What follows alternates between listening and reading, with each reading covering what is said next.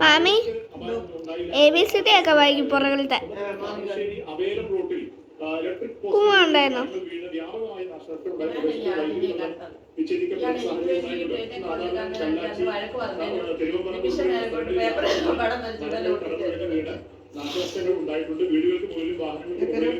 അല്ല, രാമൻ ABCD വായിച്ചെന്ന് മാമി. ഏന്ന് പറഞ്ഞാലേ B എന്ന് പറഞ്ഞാൽ B, C എന്ന് പറഞ്ഞാൽ E. കോസ്റ്റൽ പോലീസും മറ്റു മത്സ്യത്തൊഴിലാളികളൊക്കെ ശക്തമായി തുടരുന്നുണ്ട്, അതിശക്തമായി വീശുന്നുണ്ട് എന്നുള്ളതാണ് സാഹചര്യം.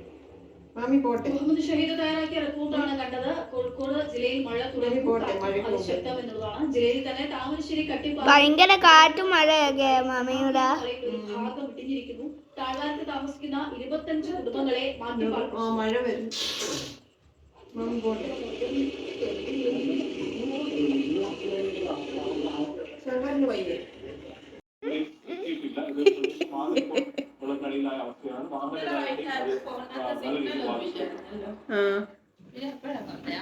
അവേല മേഖലയിൽ വീശിയടിച്ച ചുഴലിക്കാറ്റിൽ വൈദ്യുതി വേണ്ട നോക്കാം. അത് നല്ലതാന്ന് തോന്നുന്നു. ചാർട്ടുണ്ട് അതിലേ പോകുന്ന ഒരു പട്ടിയെ അടിക്കാൻ. എന്തിനാണ് നീ അല്ലേ പറഞ്ഞ ചാർട്ട് വേണോന്ന്?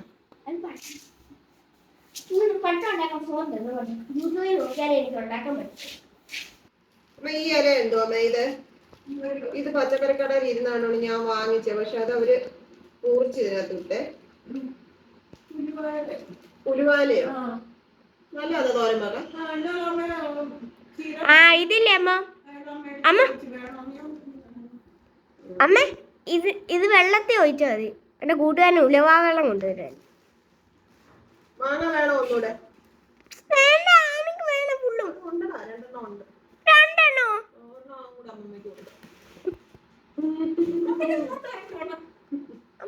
അമ്മ മാങ്ങ ഒന്നും കഴിക്കല്ലേ. ഷുഗർ പിടിക്കും മാങ്ങയൊക്കെ കഴിച്ച. ഇത് പരിപ്പിട്ട് കറി വെക്കാൻ നല്ലതായിരുന്നു. വെള്ളം ഉണ്ടാക്കാൻ പറ്റും. അലുവ വെള്ളം അവിടെ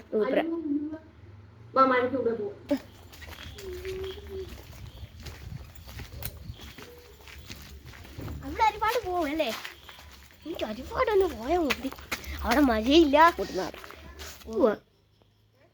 കണ്ടില്ല ഇവിടെ ഇങ്ങനെ കേക്കുവോ? അല്ല, ചാർജ് ആവുമായിരിക്കും. ചാർജില്ലേ? ആവുമായിരിക്കും.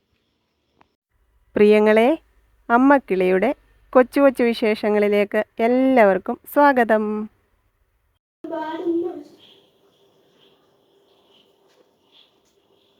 മഴ കാരണം ഇന്നലെ മഴയ്ക്കോടെ കറണ്ട് പോയതാ. മരമെല്ലാം കൂടെ വീണ്. ഇന്ന് ഉച്ച കഴിഞ്ഞങ്ങണ്ട കറണ്ട് എങ്ങും.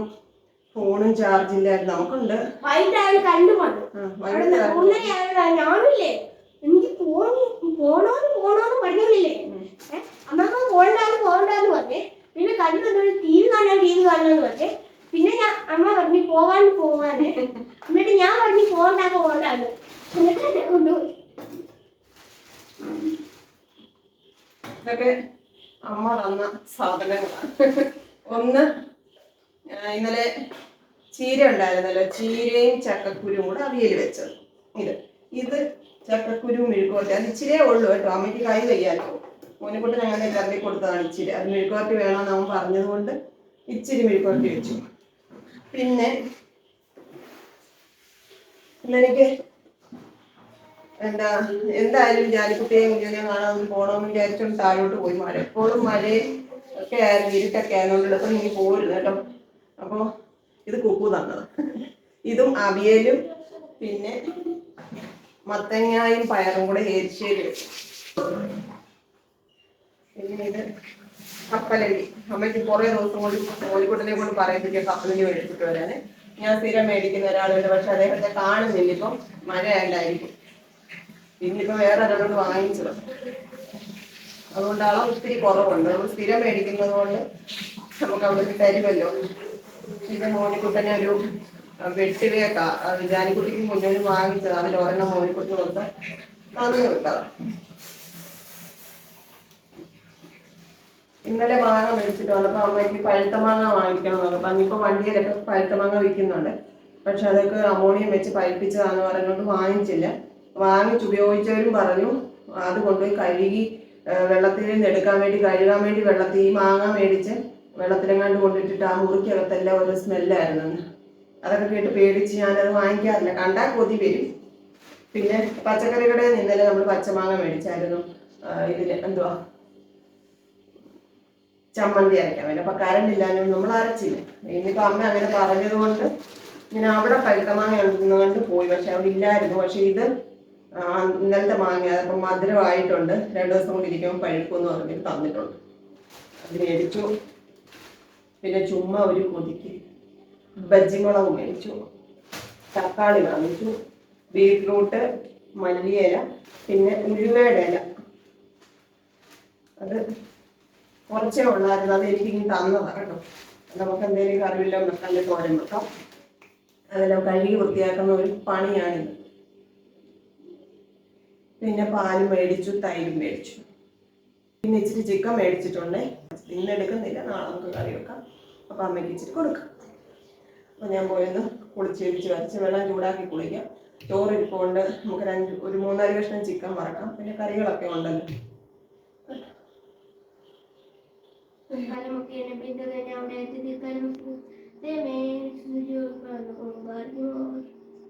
ചിക്കൻ കഴുകുമായിരുന്നു. അത് ഇപ്പോൾ ഒരു 3-4 കഷ്ണം എടുക്കുന്നുണ്ട്. പിന്നെ കുറച്ച് എല്ലില്ലാത്ത പീസൊക്കെ മാറ്റി വെക്കുന്നുണ്ട്. നമുക്കൊരു സാധനം ഉണ്ടാക്കാൻ കേട്ടോ. ഉണ്ടാക്കാൻ തോന്നുവാണെങ്കിൽ ഉണ്ടാക്കും, അല്ലെ അതും എന്തെങ്കിലും അങ്ങ് സാധാരണ ഉണ്ടാക്കും. അപ്പോൾ അതിനുള്ളത് ഞാനൊന്ന് മാറ്റി വെക്കും കേട്ടോ. പിന്നെ പച്ചക്കറി കൊണ്ട് കഴുകി എല്ലാം എടുത്ത് വെച്ചതേ ഉള്ളൂ. ഇനി അത് ഫ്രിഡ്ജിലോട്ട് ആക്കണം.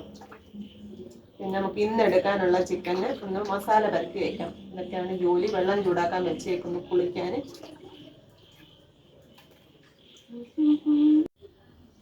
ഇത് ഉലുവയുടെ ഇല കേട്ടോ. ഇത് നമുക്ക് കറിയോ തോരനോ ഒക്കെ വെക്കാൻ പറ്റുമെന്ന് പറഞ്ഞ് ഞാൻ വാങ്ങിച്ചുകൊണ്ട് വന്ന് കുറച്ച് കുക്കുവിന് കൊടുത്തു. ബാക്കി നമുക്ക് നാളെ എടുക്കാം. പിന്നെ ബജ്ജിമുളകും തക്കാളിയും മല്ലിയിലയും മാങ്ങ ഇതെല്ലാം കഴുകി എടുത്തോണ്ട് വെച്ചേക്കും കേട്ടോ. അപ്പം ഇതെല്ലാം ഞാൻ ഫ്രിഡ്ജിലോട്ടാക്കട്ടെ, എന്നിട്ട് കുളിക്കാം. ഇതോ വെള്ളം ചൂടാവുന്നുണ്ട് കേട്ടോ.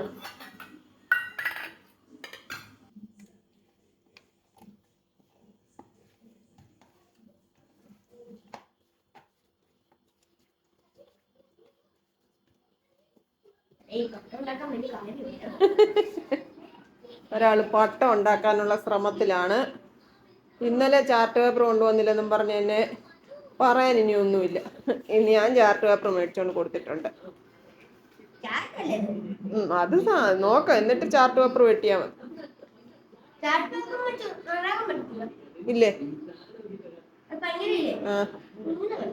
അത് കട്ട് ചെയ്താ പോരെ.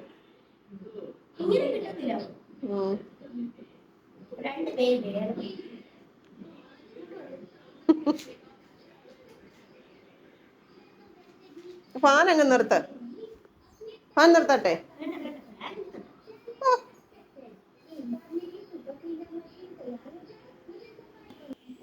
കുളിയും ജപവും കഴിഞ്ഞു പ്രിയങ്ങളെ. ചോറ് തിളപ്പിക്കാൻ വെച്ചതാണ്.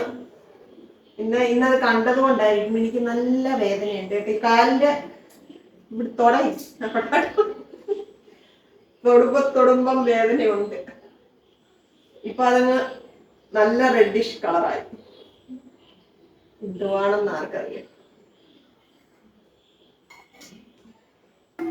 നമുക്ക് അവിയലിന്റെ പേരളിയാ. ഞാൻ ചിക്കൻ മസാല എല്ലാം പറ്റി വെച്ചിട്ടാണ് നമുക്ക് വറക്കാം. എന്നിട്ട് ചോറുന്ന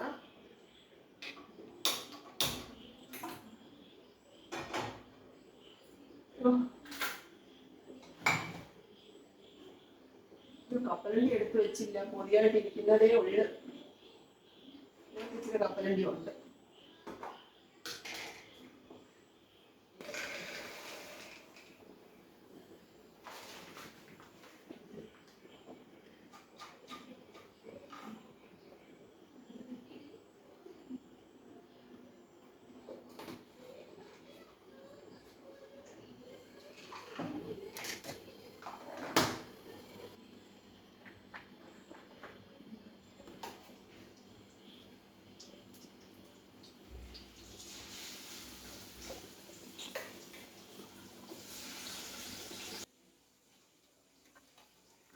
വാർത്തിടാം.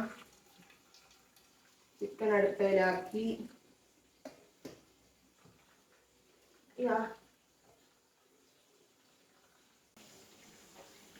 കഴിഞ്ഞ ദിവസം നമ്മുടെ ചാനലിലൂടെ പരിചയപ്പെട്ട 1-2 പേര് എനിക്ക് നെസ്റ്റിലെ നമ്പറിൽ മെസ്സേജ് അയച്ചു കേട്ടോ.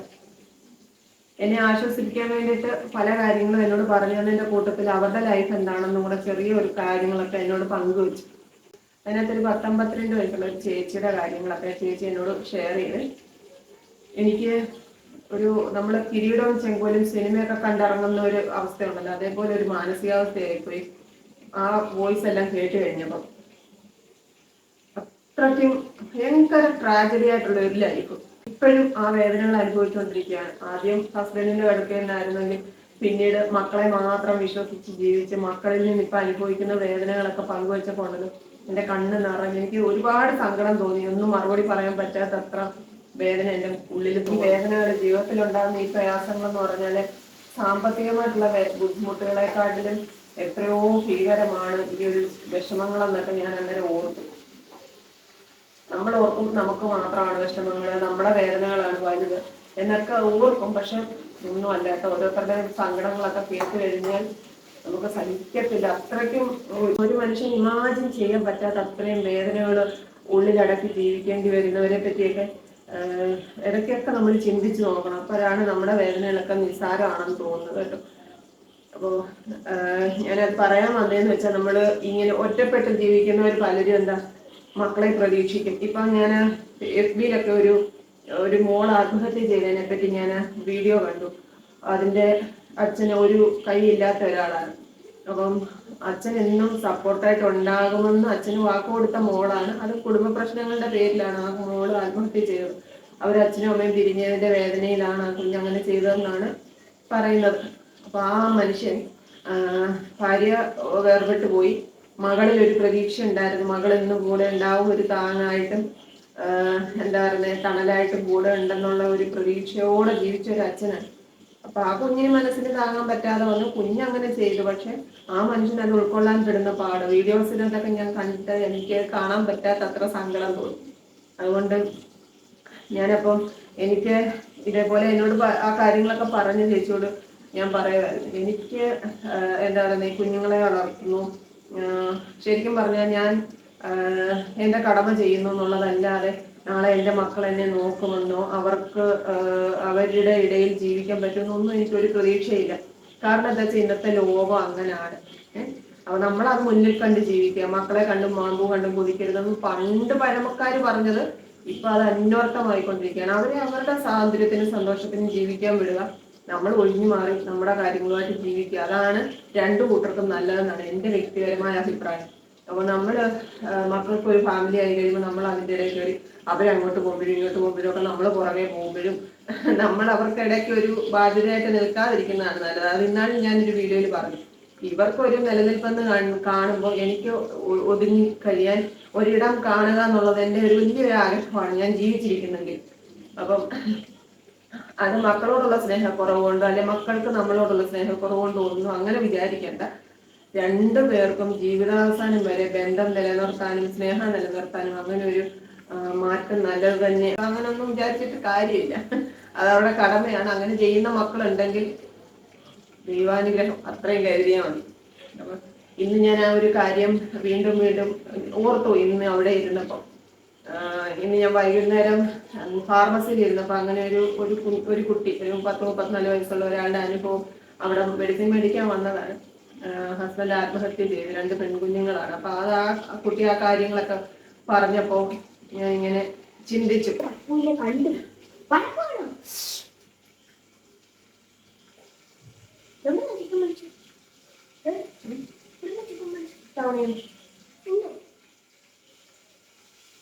അപ്പൊ ഇതുപോലുള്ള ജീവിതത്തിലെ ഇങ്ങനെയുള്ള ഘട്ടങ്ങളിലൊക്കെ ജീവിച്ചു വരുന്ന അമ്മമാര് ഏറ്റവും കൂടുതൽ പ്രതീക്ഷയോടിരിക്കുന്നത് എന്താ? എനിക്ക് എന്റെ മക്കളുണ്ടല്ലോ, അവർക്ക് വേണ്ടിയിട്ട് ജീവിക്കുകയല്ലേ, അവര് നമ്മളെ നോക്കും എന്നൊരു ചെറിയൊരു പ്രതീക്ഷയെങ്കിലും നമ്മൾ മനസ്സിൽ സൂക്ഷിക്കും.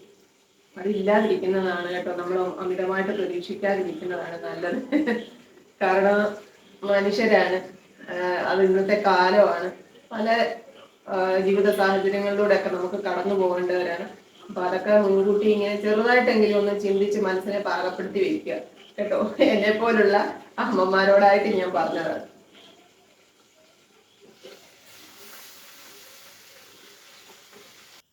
മോനിക്കുട്ടൻ വട്ടം ഉണ്ടാക്കുക. എനിക്ക് വട്ടം ഉണ്ടാക്കാൻ ഒന്നും അറിയത്തില്ല. ഞാൻ അതിന് യൂട്യൂബിൽ നോക്കി ചെയ്യാൻ പറഞ്ഞു. ടീച്ചർ പറഞ്ഞു ഉണ്ടാക്കുന്ന നേരം നാളെ കൊണ്ട് ഇതുപോലെ ഒരാളും ഉണ്ടാക്കി. അതുപോലെ ഇനി ഉണ്ടാക്കുന്നത്. പക്ഷേ ഈ സ്ക്വയർ ഉണ്ടാക്കണം. ഇതേ ഇതുപോലെ ഉണ്ടാക്കി തന്നു. കുക്കു വരുമ്പോ കുക്കുവിനോട് പറഞ്ഞാൽ മതി, അവൾ നിന്നെ സഹായിക്കും. നാളെ വരുമല്ലോ. മറന്നുപോയാലും ഇല്ല, ഞാൻ പറയാം. അല്ല വീഡിയോ നോക്കി കുക്കുവിനോട് പറയാം, അവനെ സഹായിക്കും.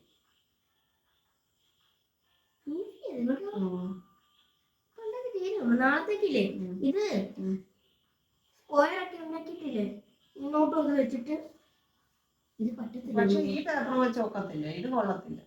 കൊള്ളാം. ഒരാളല്ലേ ഈ പേപ്പർ വെച്ച് കൊണ്ടുവന്നത്. ഇത് ഇങ്ങനെ വെക്കുമ്പോൾ ഇല്ല. അത് അവിടുന്നാണ് ഈർക്കൽ വല്ലതും എടുക്കണം. എവിടുന്ന് എടുക്കാനൊക്കെ ഓല വെട്ടാനൊക്കത്തില്ല. ലൈൻ കമ്പിയുടെ മുകളിൽ കിടക്കുക, അത് വെട്ടാനൊന്നും ഒക്കത്തില്ല.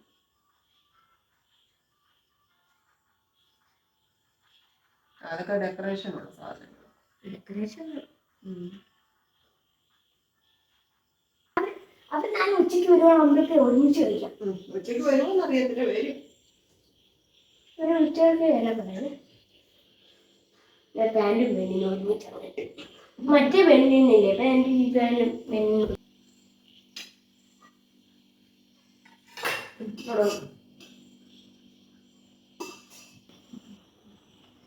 ഇത് കുക്കുവിൻ്റെ സ്പെഷ്യൽ അവിയലാട്ടോ.